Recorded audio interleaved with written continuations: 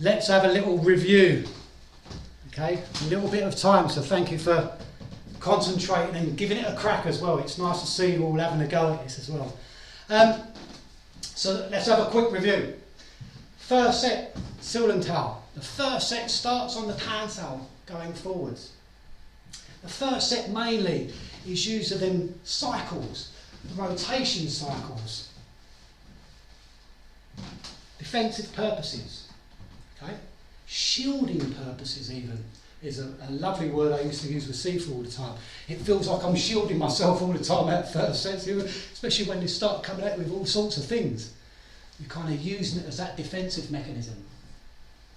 Second set, all them straight lines, quite short, quite snappy, full extensions almost, but they're snappy, designed to use the blade of that palm and the back of the hand, and especially the crook of the wrists.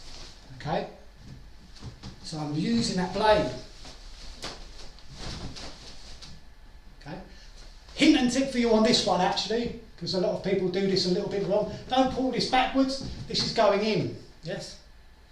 When I raise my hands from here to here, it doesn't just go up in a straight line like this and I end up toppling backwards. It's going forwards. So I'm seeing the pressure. If I put my finger on my arm here and I raise that forwards, it's going forwards all the time. Before you open up and circle. So that's your straight lines, your more interceptive work. Third set. It's got that snake feeling, that asking hand feeling. I'm going to use this to map myself around you. Make sure I know where you are.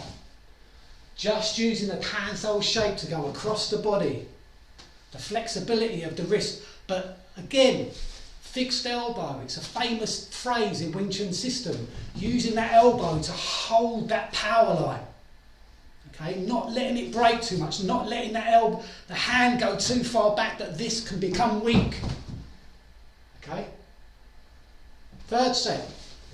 The three pathways. Upper, middle, lower pathways, interactive. One shoots, one lays on top, one's almost crushing and pulling off to the side before I go in and lift that up.